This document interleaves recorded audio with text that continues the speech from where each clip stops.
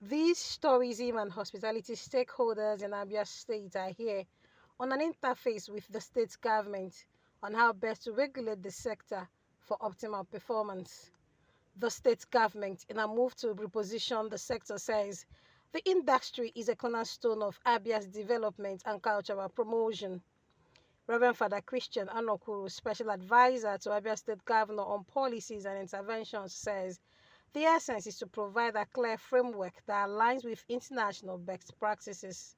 This policy provides a clear regulatory framework that aligns with international best practices, ensuring that all hospitality establishments in Abia State deliver exceptional services, maintain rigorous safety and security protocols, and adopt sustainable practices.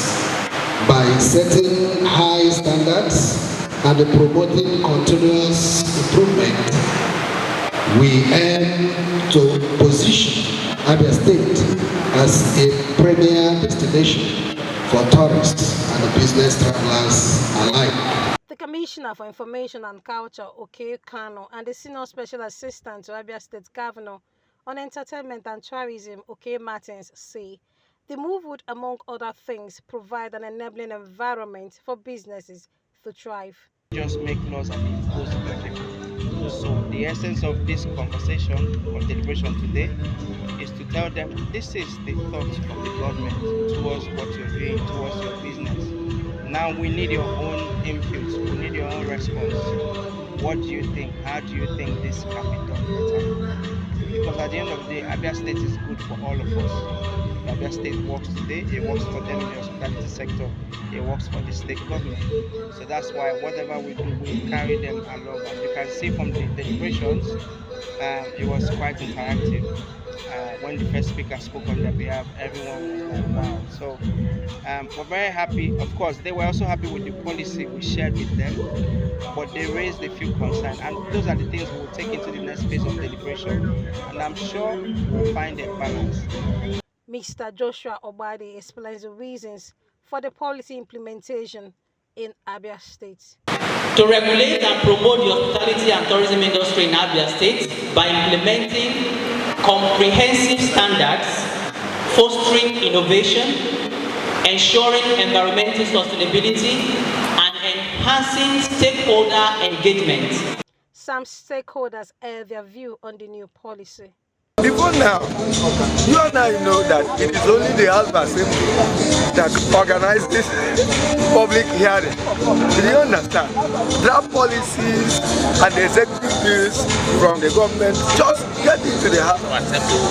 Whether or not the people attend or what, the thing becomes law.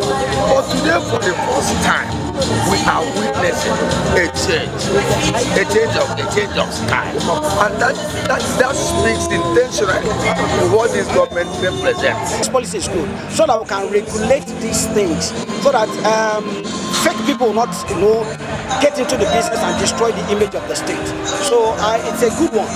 But for me, government should look into their decisions very well. Look at the economic realities of today.